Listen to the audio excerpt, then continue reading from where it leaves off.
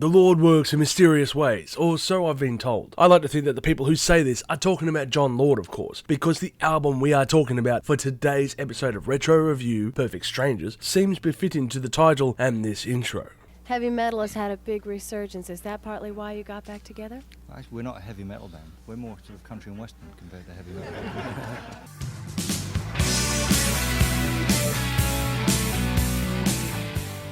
During the hype of a new era in metal in 1984, it seemed that all the dinosaur bands were finished, or they were standing as tall as a candle in a hurricane. Led Zeppelin? Gone. The Who?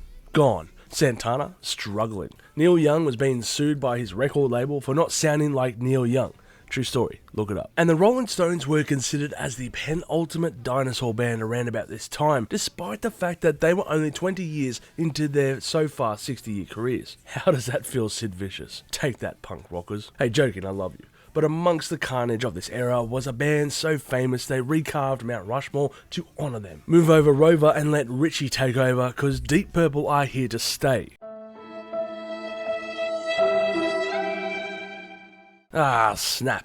Well, anyway, the band that started the most famous riff in guitar history had called it a day in 1976, after several lineup changes and albums that, quite simply,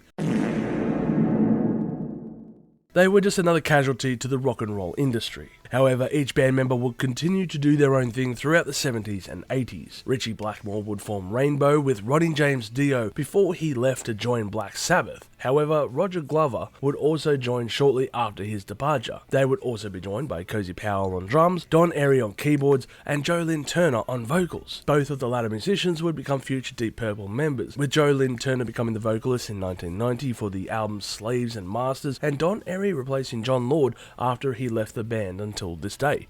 As for Ian Gillan, he would do a solo stint for a few years before eventually replacing Ronnie James Dio in Black Sabbath for their record Born Again. If you think I'm done with the 6 degrees of separation, then you are wrong, because Cozy Powell would also join Black Sabbath in the late 80s for a stint. Look, all three of these bands had members come and go, and it was almost like a revolving door of sorts, and it's kind of a bad joke.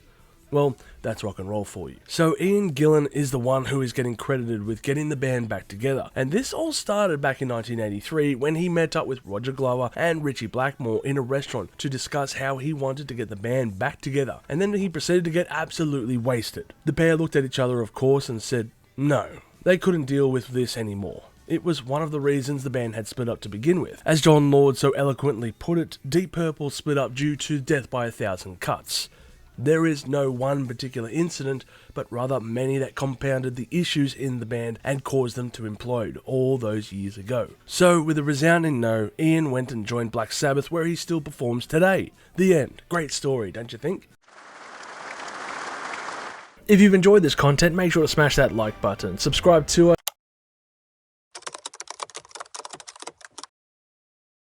Well, of course it isn't. I mean, at the end of the day, Ian Gillan couldn't run away faster from Black Sabbath to the open arms of Deep Purple after a tumultuous year with the group, which saw the release of possibly their worst record ever put out to date.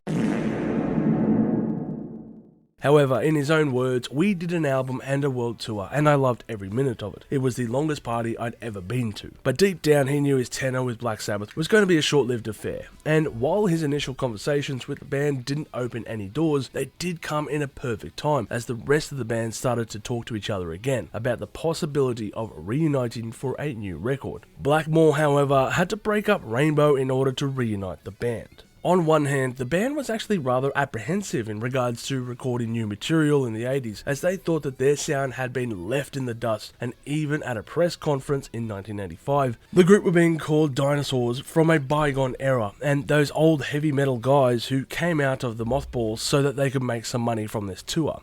In this same conference, Roger Glover even joked about his age, going on to say that she was partly right. "These are old heavy metal guys behind me," he would say. "The youngest in the group is Pace. I'm 39 with one foot in the grave.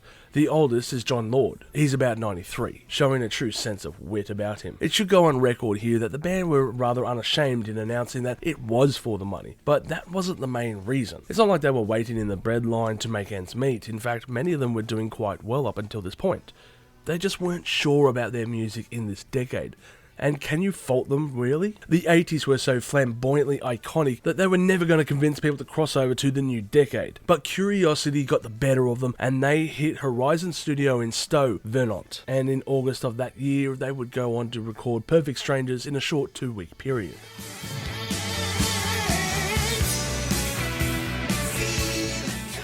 From this album, they only produced 2 singles, and the first one was Knocking at Your Door, which was released in December of 1984. You know, this intro is really quite an epic start to Deep Purple's newest record in 11 years. The staccato string section at the beginning certainly reminds me of the Jaws theme, and it does feel like the band is circling around you, waiting to chomp you at the bits. And then they come into view with this beautiful Blackmore powerhouse of a riff. It's no wonder that the band chose this as their first single, and it did manage to climb up to the number 61 slot on the charts. Not bad for a song about sticking it in the old stinkhole. Maybe I'm slow and I just never noticed the lyrics for years, and they certainly were ambiguous enough to get past most. But now I've mentioned it, you can never hear the song the same way again. There, I ruined it for you.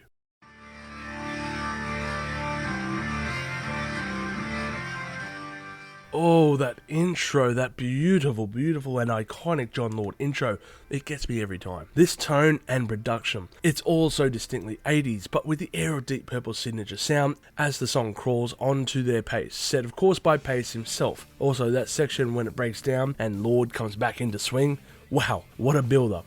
All this despite the fact that the song actually drags in a lot of places. It's rather odd because it's the most played song off this record. You know what, looking back at this track, it feels like Deep Purple have fully embodied their 80s sound and found it in a very, very short period. It's as if the band never missed a beat, and the years after their split, because this track just seems to capture that magic while not being an extremely loud or fast-paced tune compared to many other songs of theirs in their back catalogue. And this one does deserve a spot held high in the list. No wonder it would be a staple song for their live set list for many years to follow.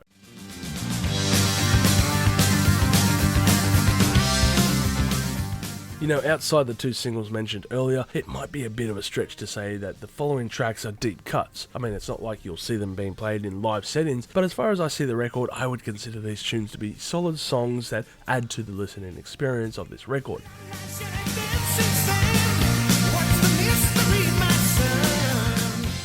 The first pick I have is A Gypsy's Kiss, which is the following song to the title track, and also the name of a band that formed in '74, which was Iron Maiden's founder Steve Harris's first band. It's also Cockney rhyming slang for, what's with all of these euphemisms? There's also an extremely weird lyric within this song that goes as follows.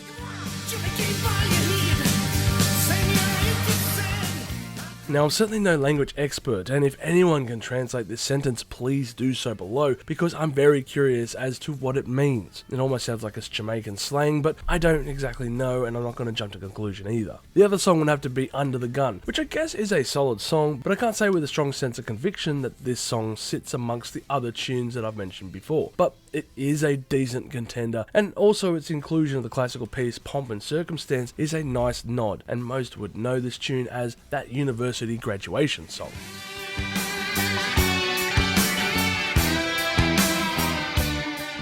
Others might state the bonus track Son of Alaric as a deep cut, as this was not included on the original album. But upon listening to this tune, I can understand why they left it off. After all, it's a 10-minute song that is a very slow burner, and when the record already had one of these on the album at half the runtime, it was perhaps no surprise that the song has nothing going for it for most of its duration, and was left on the cutting room floor at the end of the day. After all, there's only one track by Deep Purple that fans love that goes for longer than 10 minutes.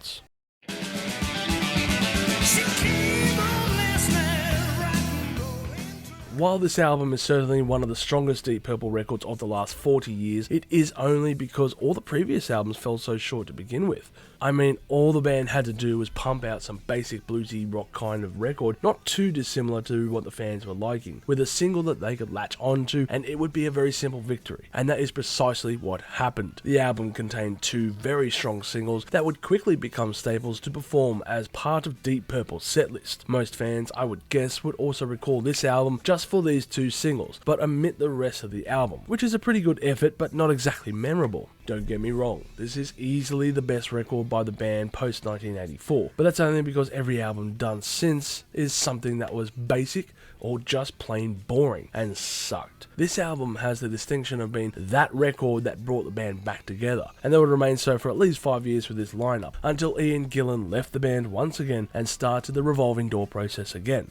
But hey, that's Deep Purple, I guess. No, I'll have to admit that it was a bit disappointing revisiting this record, as for some reason in my head, I always remembered it as a much stronger effort than what I found it to be on this revisit. I still enjoyed this effort, and I will revisit it from time to time, but let's be honest, those singles are going to be the main reasons why.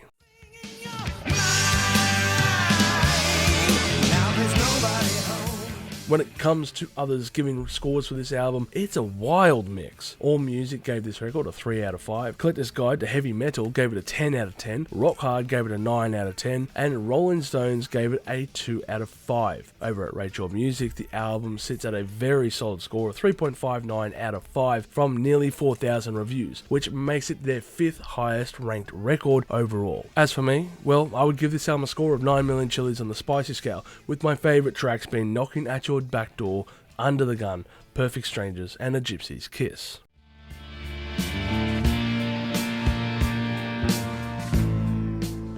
I was quite shocked to not see more mixed reviews, to be honest, and very surprised to see a couple of perfect scores. I mean, this album is fine, but it isn't anywhere near the same caliber of their game-changing efforts, such as on Machine Head or in Rock. So I feel that a perfect score just dilutes these prior efforts. When you look back at this record with hindsight, of course, Perfect Strangers was the perfect comeback record for the band, and one of the last highs the band would also achieve. It is an apt title as well that seems to reflect perfectly upon the group at this point in their career too, as a perfect combination of strangers to write music together. It's perfect because it is the reformed Mark II lineup back together again. Strangers, as in the band's reunion, wasn't some warm and fuzzy affair, but rather a group of musicians who knew how to be more mature and tolerate one another. This was a myriad of souls who had drifted apart over the years and were recalled back to doing what they knew best. I heard David Coverdale was upset about the band reforming without him, but understood why. And to that I'd say, it was pretty bloody obvious. I mean, Burn was great, but Machine Head and Deep Purple and Rock were both much better. Also, wasn't he busy selling squillions of records with Whitesnake around this time? I swear most of their records ended up in strip clubs anyway. Disregarding as much, this album is an apt record in the band's discography, and in my opinion is one of the two last great records post the 80s that the band would achieve, with the other one being Perpendicular. This album will sit among the top of the mid-tier of many rankings too, I imagine, and for a decent reasoning too. It has some standout moments,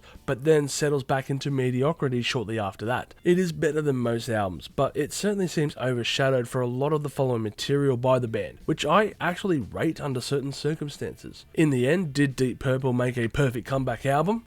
No, they didn't. It's a record that has its moments, but perhaps due to a rushed recording process, ideas weren't fully fleshed out, or jammed on when you have a band freshly reformed but not seen eye to eye, and that will create some kind of disconnect on the record. It's got that distinct production quality and sound of the 80s that can be found on many other contemporary acts, like Black Sabbath of course, and that sound has aged rather poorly under most circumstances, although I will say that this record sounds better than the other band I just mentioned. Still in the same vein, it is one of the better records from any of the 70s bands in this decade, and when the band was curious how they would sound in a new age, the answer was met with a solid effort. If you have yet to hear this record, then I would recommend it, but only if you have heard most of their 70s material first. Perfect Strangers, a not so perfect comeback record, but a very solid record nonetheless. If you've enjoyed this content, make sure to smash that like button, subscribe to us, and stay notified for future music related content because it keeps our manager happy at the end of the day. We are also on Discord, Instagram, Facebook, and all those other social platforms if you want to check us out. As always, people, you have a great day and stay spicy.